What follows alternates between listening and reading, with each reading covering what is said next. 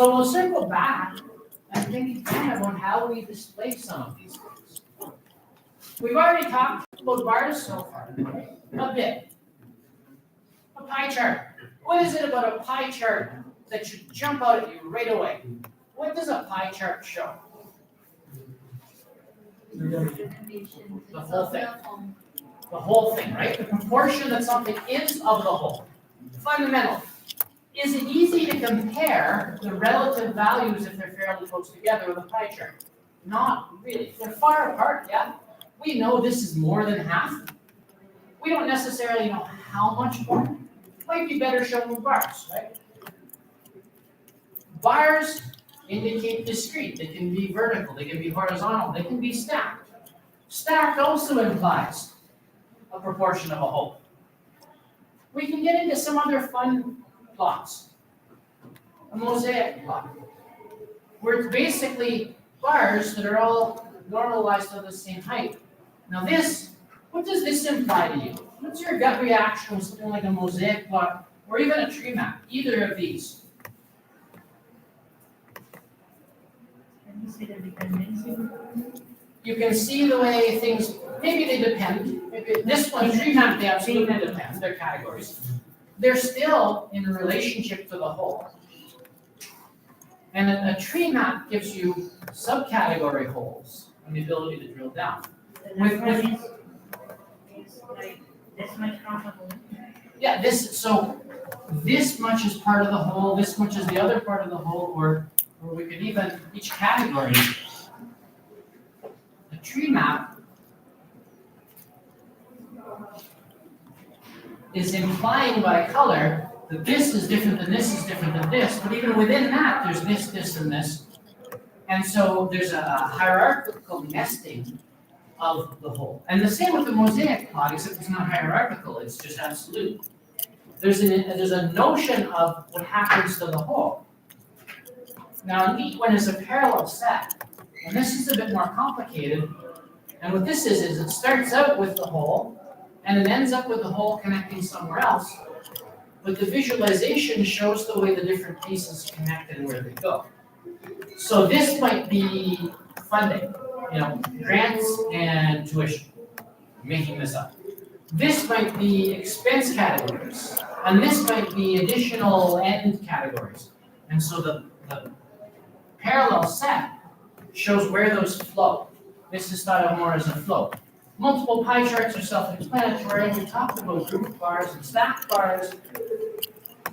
This we haven't talked about yet, which is a stacked density where, again, it's the proportion of the whole.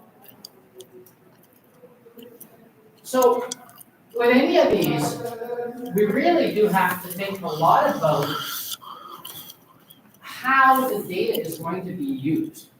So pie charts can be fantastic, right? Pie charts can really be handy when we're trying to show how something is composed and the representation compared to the whole. So this says it's the composition of the German Bundestag, 1976 to 1980. I can't quite tell if that's less than or more than half. I think that, looking at this one, I can tell because it's a little more accurate. That's slightly, ever so slightly less than half. At a glance, it's not bad, but there are other representations. Maybe we could do a stacked bar, vertical or horizontal. But one of the things about pie charts is they don't necessarily show us everything that we want to see in one shot. So even here, 243, 214, 39, well now I can say categorically, this plus this is greater than that. It was less than half.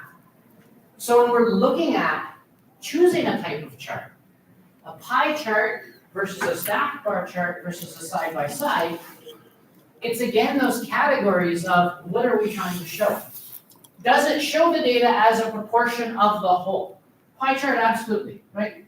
The whole purpose of the pie chart is to show it as a proportion of the whole. Does it make it easy to compare proportions? Not really. When it comes to a pie chart here, if they're similar, they're not on the same baseline, so you can't really tell, how much bigger something is than another. Same with stacked. It's still difficult to see 243 to 214. I know those numbers, this should be bigger than that, but visualizing this looks almost the same as that. Does it really show off simple fractions like a third, a half, and so on? Well, the pie chart has that hands down, right? Even though this isn't clear if it's exactly a half, a little more, a little less, yeah, about half. The pie chart shows off the simple fractions really nicely. Does a pie chart look good even for small data sets? Absolutely, right? You could have two things in a pie chart, it'll still look fine. Does a pie chart work well when subdivided into many parts? Not really. Ultimately, with a pie chart, if you had 50 things in the pie chart, it's not going to look right? Or even if you had, 10 things, 1, 2, and the other 8, you start to really have trouble presenting. Does it work well for different proportions or time series? No, it doesn't work well for time series. So if you try to show time series with a pie chart, it just doesn't look right. So here's an example of what I was saying about time series with a pie chart. 2015, 16, 17. This is bad. Tell me why is this bad? We're showing 3 years. Ignore the right side for now. The right side is not ideal either, but more ideal than the pie. What's bad about this? These 3 pies. I mean, the colors are ugly, but really, what does this not help you do?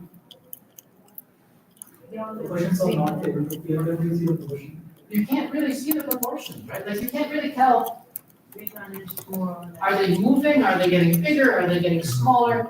You can get approximate, the approximately, that's the same as that is the same as that. You can't even see the change, right? Well, okay, let's improve it and do a stack bar. We're still doing proportional whole. Well, now I can see the yellow, the E category is decreasing, but I still don't have a good thing here, right? Because I can't tell what's happening to D. Did D get bigger, smaller, stay the same? Did C do that? Did B do that? A clearly got bigger.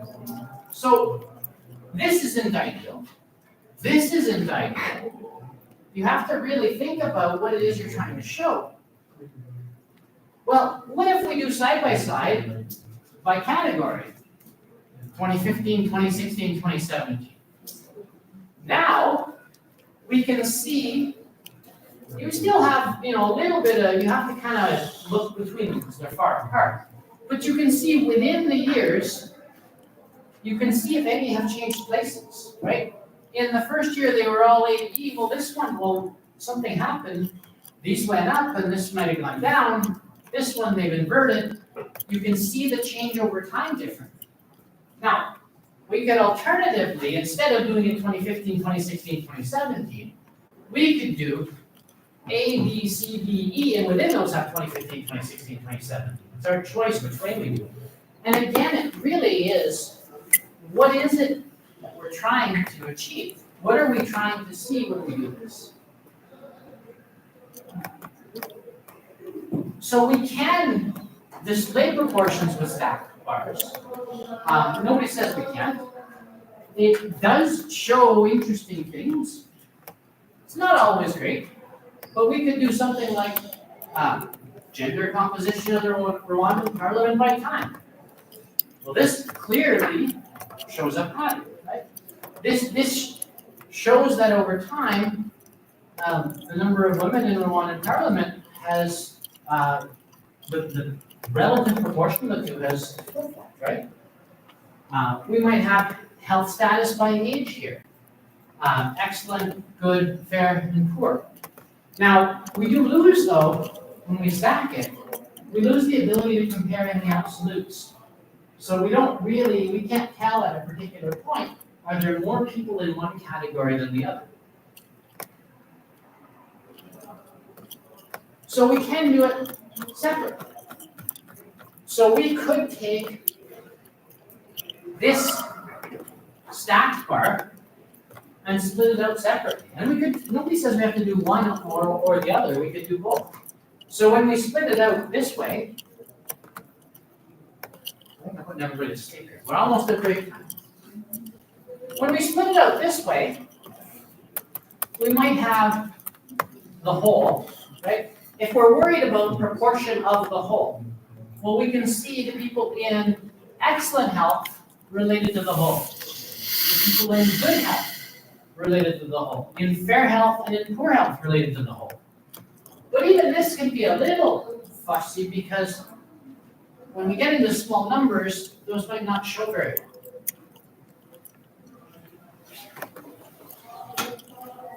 You know what, let's take 15 minutes. I think people are, it's pretty lecture intensive here. We'll be back at 2 o'clock.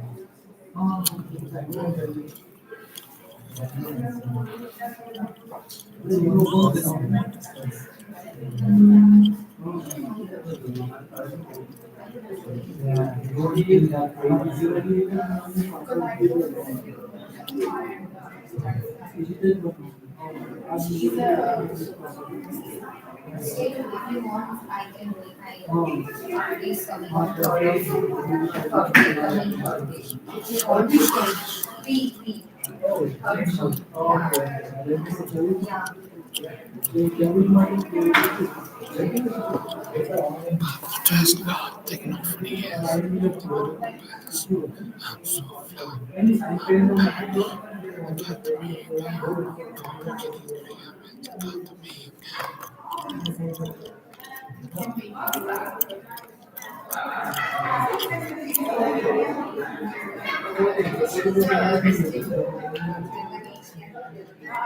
so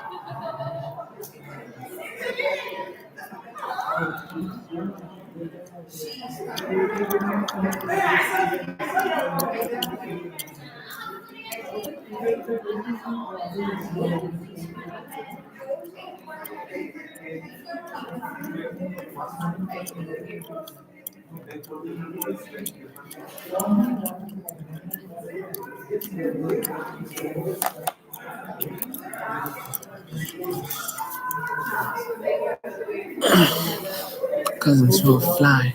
I'm badly got to be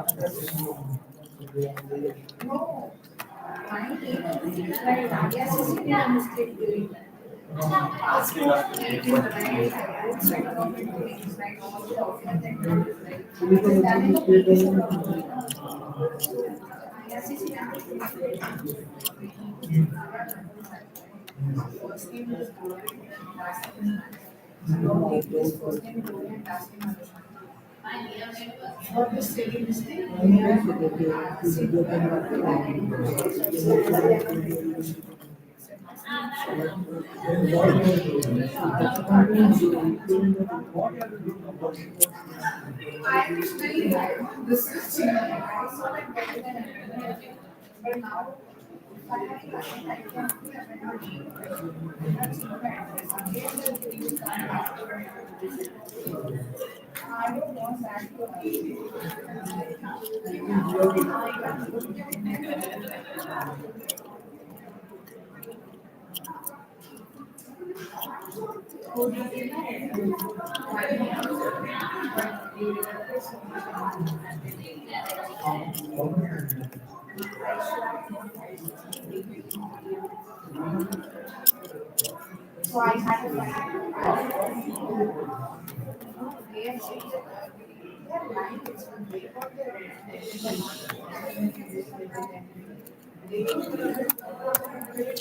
you.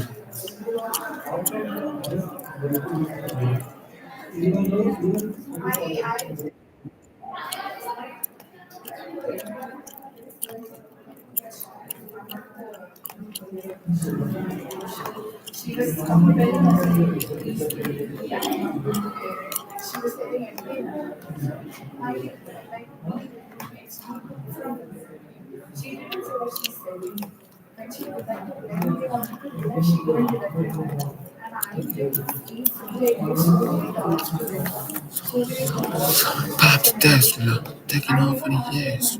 You think that I'm rebellious? I'm so fly. I'm Bali. I got the ring now.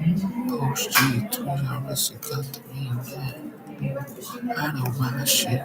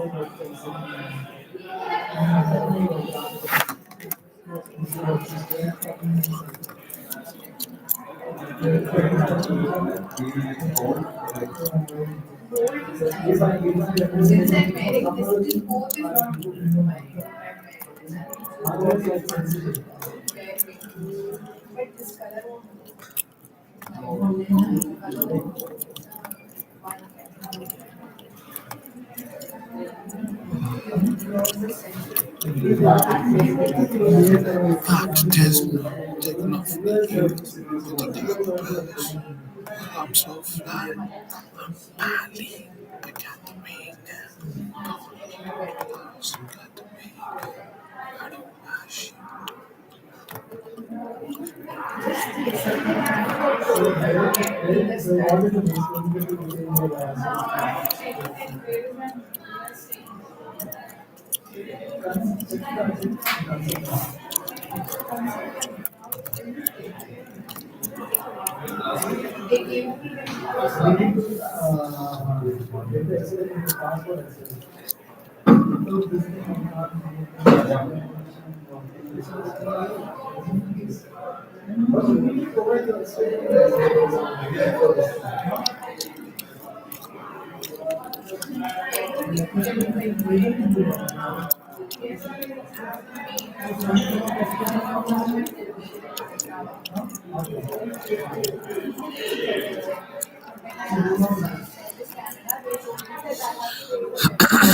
Pop Tesla, taking off in the years. I'm rebellious, cause I'm so fly. I'm Bali. Got the ring now.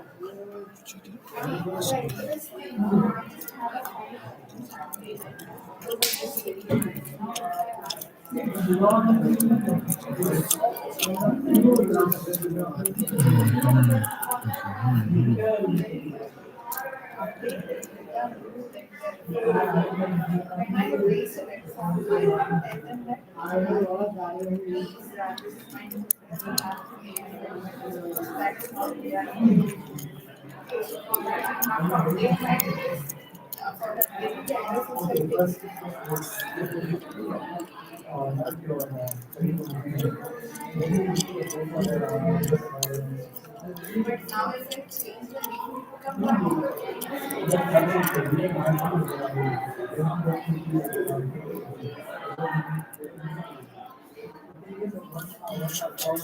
guys. We got the win now.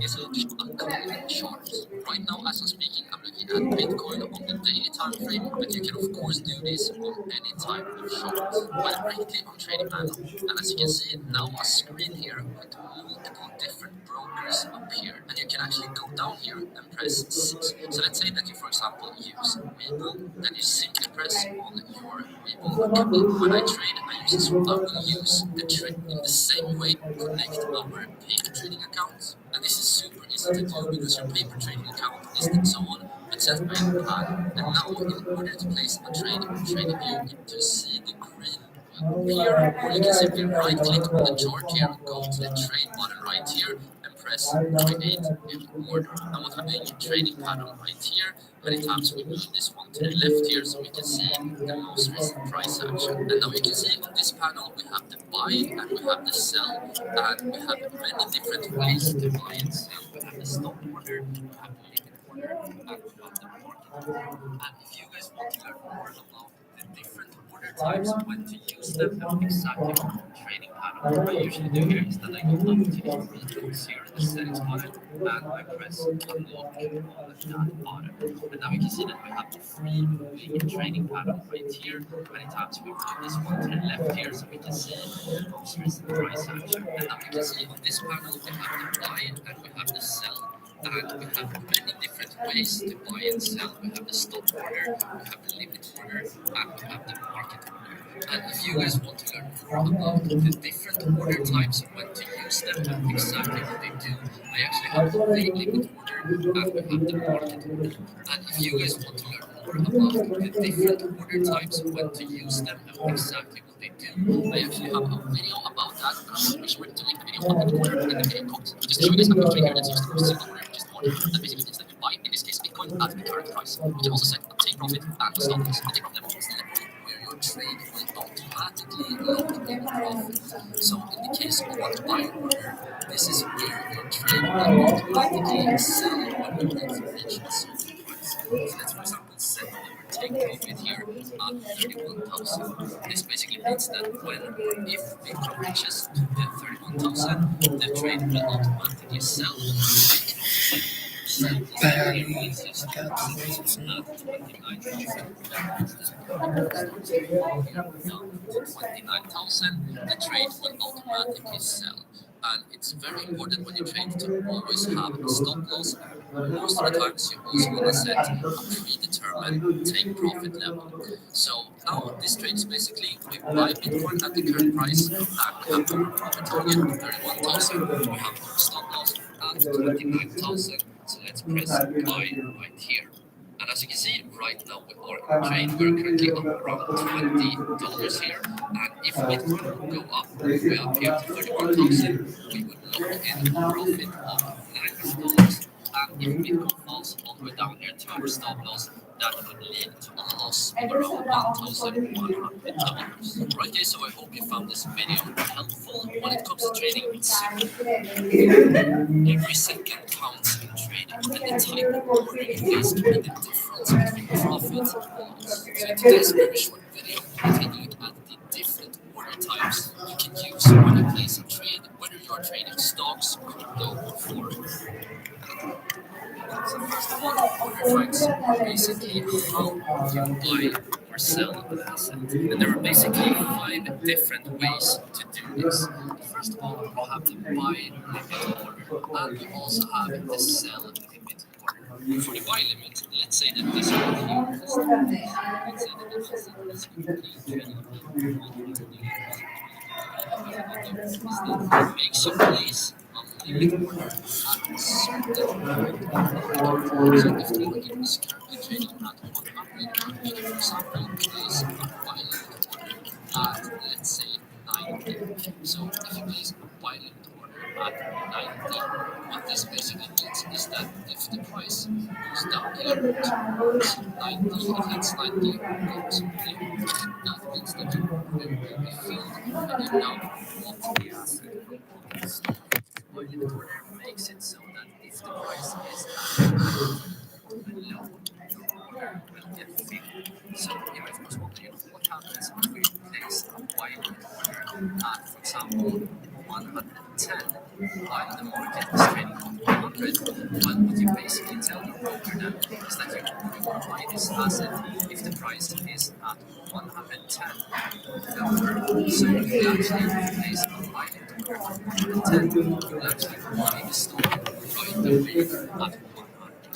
So let me show you guys how this works in the market. Right now, as we're speaking, I'm using Trading View, and I'm using the Trading View trade function, which allows you to trade for free on your contracts in Trading View. By the way, guys, make sure to click the Trading View down on top of the description of this video. Another thing I can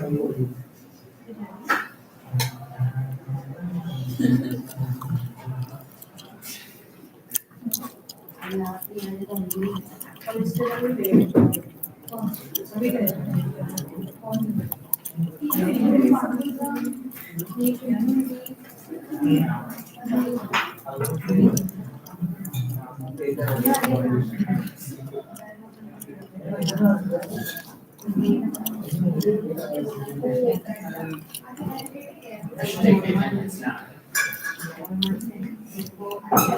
Okay, let's go. Take this way. Yeah,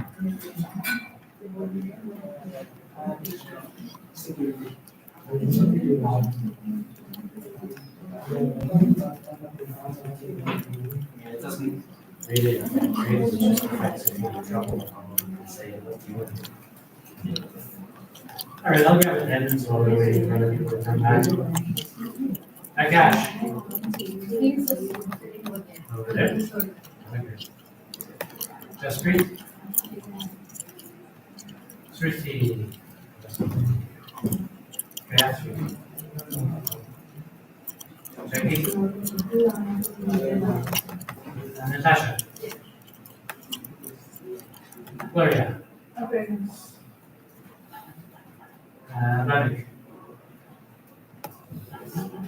Shanmuga. Adri. Thank you.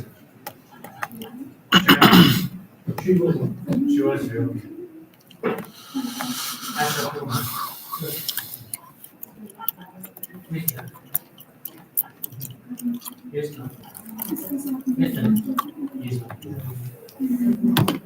Nirmala. Thank you. Prithviraj. Javadas. Yours. Javadas.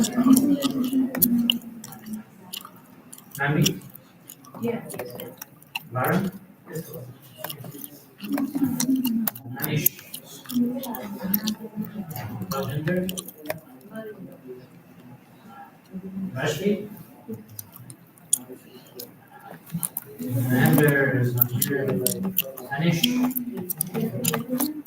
Sarah. Carol.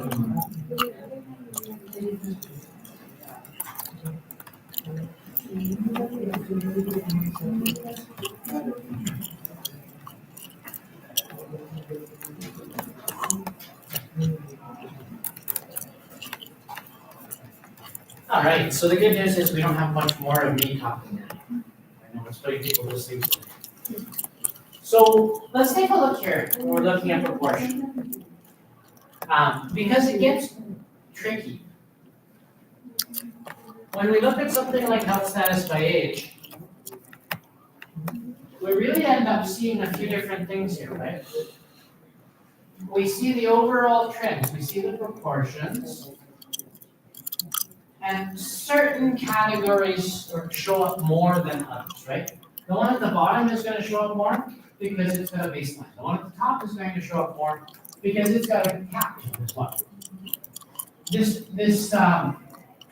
really does help us see, right, that people's health goes down over time. And, you know, the number of people with poor health goes up over time. It's still a little hard to compare, you know, the proportions sometimes, but it starts to look a little more clear. This is a reasonable way of presenting it. When we look at doing it separately, we don't get this quite the same stack comparison, but you still get a good sense of what those proportions are of the whole. And you do see that, you know, these are pretty comparable and these are lower and lower. It could get fuzzy to try and figure this out because the scale is so big compared to the other ones, but these have to be on the same scale to be able to make reasonable comparisons. If we blew this scale up, this isn't the comparison anymore. It needs to be the same maximum. Now here's one where it gets a little bit trickier. If we're taking a look at the marital status here, if we're taking a look at this graph versus this graph, why might showing these separately not be as good as showing them all together? What do you lose? This graph shows something that these don't. It has an implication in having it stacked, that there's no implication in having them separated.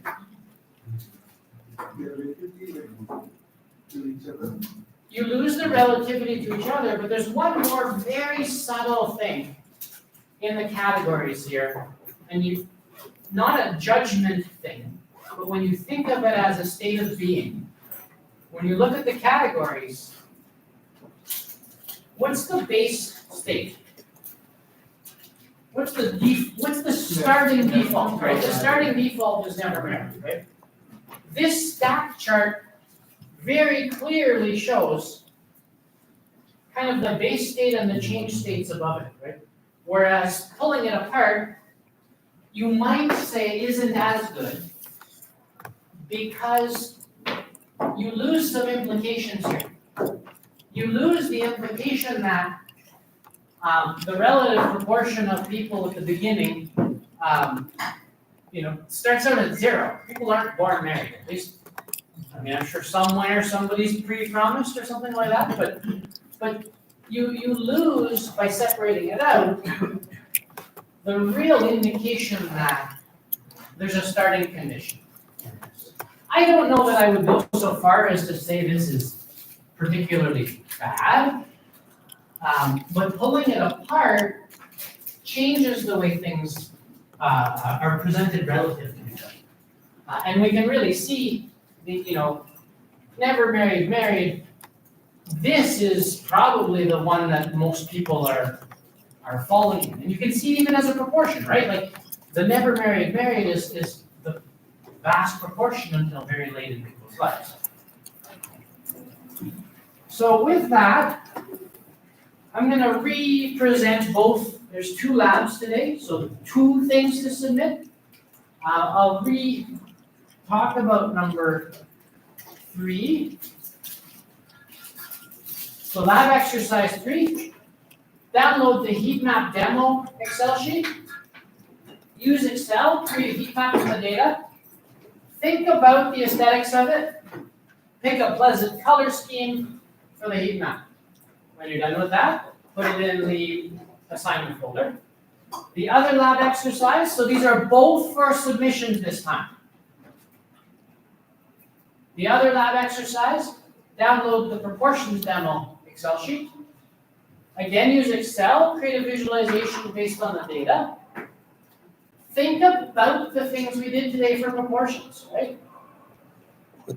So think about what the best way of showing the proportions is, and then make several charts trying out different ideas, right? Try the different ideas to show the different ways of showing proportions, and then think about which you think is best, save it, and submit it. So 2 Excel sheets to download, one heat map to create, 1 set of charts to create, and that's what I have for you. So you got lots of time, it's now your turn.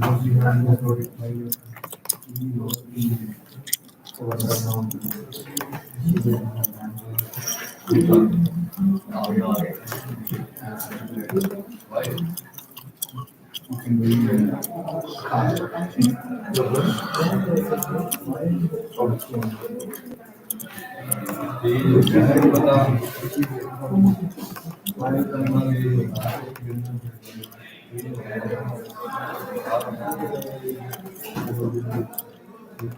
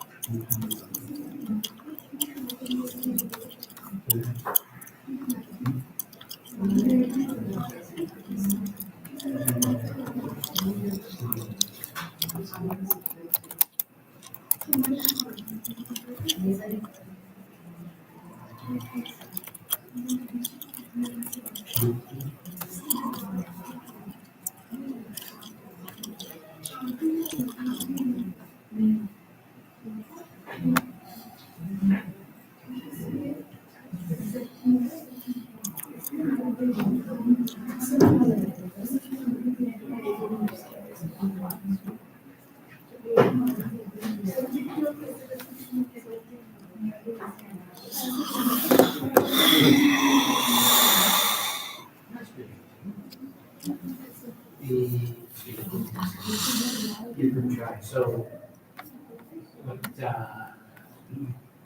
you could try different things. But try.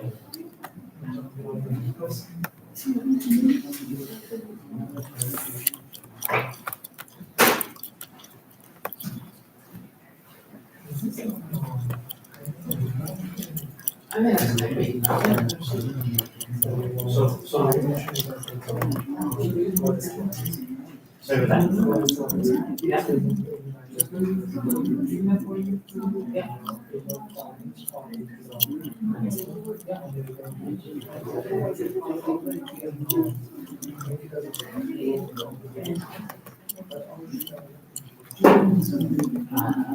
So this one, you have to have a separate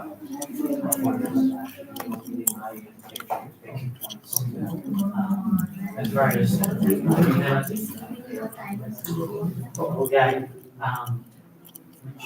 to do is you have to pick your, so you make, 3 cells, low, medium, high, with the number you want for low, medium, high. And then you have a formula that says here, so, yeah. Yeah, exactly. Now, this, you're using the additional format, which lets you do low, medium, high. Only does it automatically. So if you go under conditional, you can define the format. So you can define your own. Medium, high.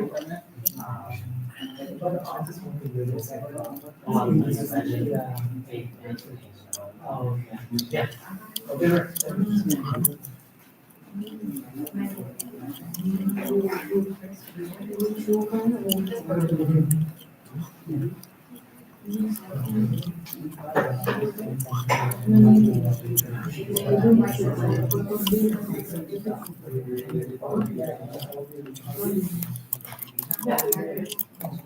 You don't want to choose color that makes sense for